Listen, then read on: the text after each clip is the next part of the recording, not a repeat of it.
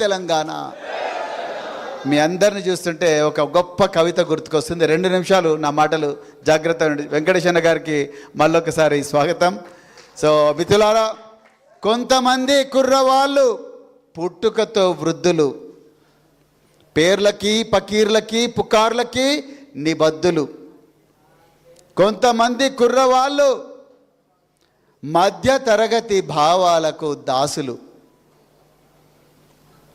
కొంతమంది కుర్రవాళ్ళు తాతగారి నాన్నగారి భావాలకు దాసులు.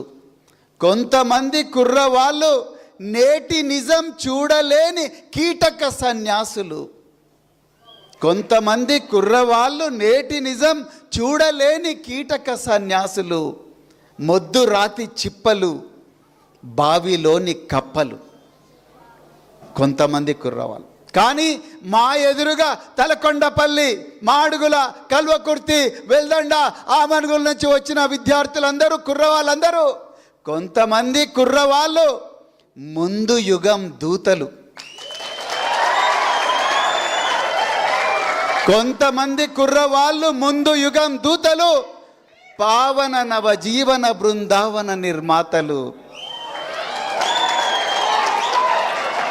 కొంతమంది కుర్రవాళ్ళు ముందు యుగం దూతలు, పావన నవ జీవన బృందావన నిర్మాతలు. మా అమన్గల్ బిడ్డలు, మా వెల్దండ బిడ్డలు, మా మాడుగుల బిడ్డలు, మా తలకొండపల్లి బిడ్డలు, అదేవిధంగా మా కల్వకుర్తి బిడ్డలు, మా జైపాలన్న వారసులు, మా వెంకటేశన్న వారసులు, అదేవిధంగా గోలు సీసన్న వారసులు, వీళ్ళందరి వారసులు ఇలా మా కళ్ళ ముందరున్నారు. మీ అందరికి నిజంగా చాలా ఆనందంగా ఉంది నాకు ఈరోజు. ఎందుకంటే ఈరోజు తెలంగాణ భవన్కు వచ్చింది నడి వయస్కులు కాదు, పుట్టుకతో వృద్ధులు కాదు, పావన నవజీవన బృందావన నిర్మాతలు. జెన్జీ వచ్చింది ఇక్కడికి. జెన్జీ, అవునా కదా? మీ అందరికి తెలుసుగా జెన్జీ అంటే ఏందో. ఈరోజు తెలంగాణ భవన్ జెన్జీతో పునీతమైంది మిత్రులారా. జెన్జీ అంటే మామూలు విషయం కాదు, విస్ఫోటక శక్తి. అర్థమైందా? జెన్జీ అంటే ఆటం బాంబు లాంటి విస్ఫోటక శక్తి తన శరీరంలో, తన దేహంలో కణకణాన అమర్చుకున్న గొప్ప జనరేషనే జెన్జీ. మన పక్కనుండే శ్రీలంకలో, మన పక్కనుండే బంగ్లాదేశ్లో, మన భారతదేశానికి ఉత్తరాన ఉన్న నేపాల్లో ప్రభుత్వాలను, హిమాలయాల కంటే ఉన్నతమైన త్యాగాలను చేసి ప్రభుత్వాలను కూల్చిన గొప్ప విస్ఫోటక శక్తి ఈ జెన్జీ దగ్గర ఉన్నది. ఆ జెన్జీతో ఈరోజు మా తెలంగాణ భవన్ పావనమైంది, పునీతమైంది మిత్రులారా. మా అందరికీ చాలా గర్వంగా ఉంది. ఇక్కడకు వచ్చిన వాళ్ళందరి వయసు 14 సంవత్సరాల నుండి 30 సంవత్సరాల వయసులోనే ఉన్నది. మీరు పుట్టగానే సెల్ ఫోన్లలో పుట్టిండ్రు, అవునా? అవునా కదా? పుట్టంగానే మమ్మీ డాడీ మీ చేతులలో బిడ్డ తీసుకో, Vivo, Oppo, iPhone, Samsung, Galaxy అని. మాకేమో మట్టితో చేసిన ఎడ్ల బండ్లు ఇచ్చేటోళ్ళు, టైర్లు ఇచ్చేటోళ్ళు. టైర్లను కర్ర పట్టుకొని టైర్లతో ఆడుకుంటూ పోయేటోళ్ళం. లేకపోతే చెరువు దగ్గరికి పోయి బురద తీసుకొని, బురదతోని చక్రాలు చేసుకొని, అది ట్రాక్టర్ అనుకొని, ఎడ్ల బండి అనుకొని, ఎడ్లను కూడా మట్టితో చేసి ఆడుకుంటోళ్ళు. ఇంకా కొంచెం తాహతు ఉంటే గోటీలు తీసుకొని ఊర్లలో గోటీలు ఆట ఆడుకుంటోళ్ళం. అమ్మా నాన్న లేనప్పుడు చెరువులలో పోయి ఈత కొట్టేటోళ్ళం. ఇది మా లైఫ్. కానీ మీకు పుట్టంగానే రీల్స్, వాట్సాప్, ఇన్స్టా, అవునా? లైక్ ఒకటి ఇట్లుంటుంది, ఒకటి ఇట్లుంటుంది. లైక్, స్టేటస్, అవునా? షార్ట్స్, వీటి మధ్యలో పుట్టిండ్రు మీరు. పుట్టుడే 25 మెగాపిక్సెల్ కెమెరాలో పుట్టిండ్రు మీరు, సెల్ ఫోన్లలో పుట్టిండ్రు. అందుకొరకే మిమ్మల్ని జెన్జీ అన్నారు.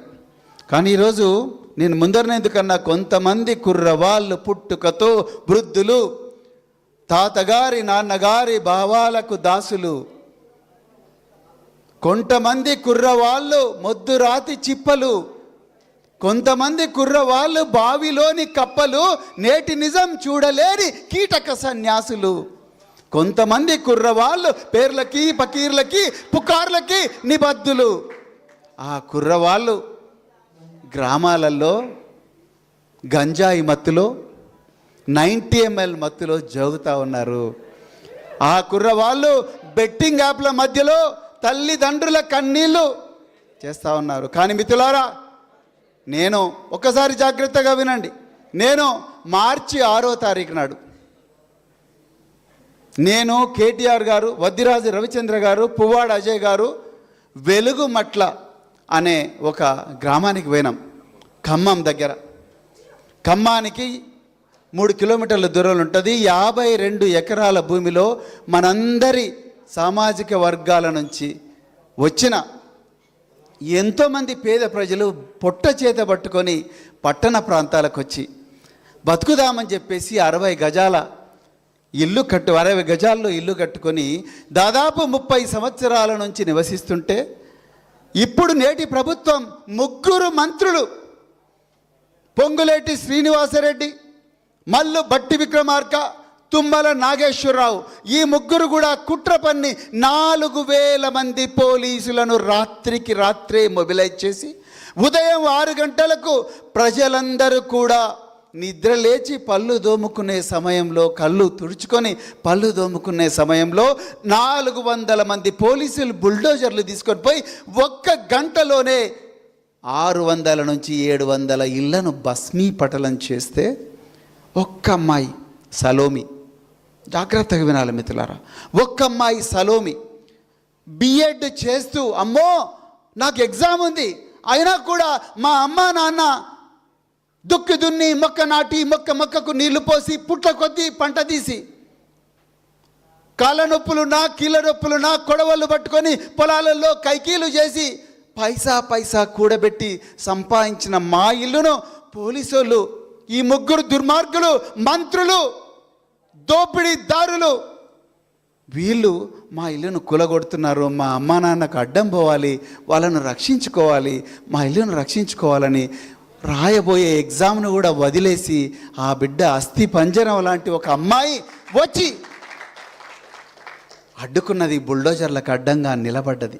నా కళ్ళల్లో ఆ అమ్మాయి చెప్తుంటే నీళ్ళు వచ్చినాయి. ఎక్కడ పోయింది తెలంగాణ? ఎక్కడ పోయారు ఈ నవ యువకులు? ఎక్కడ పోయారు సిరిపురం యాదయ్య వారసులు? శిశాంత్ రెడ్డి, వేణుగోపాల రెడ్డి, సిరిపురం యాదయ్య, సాయి కుమార్.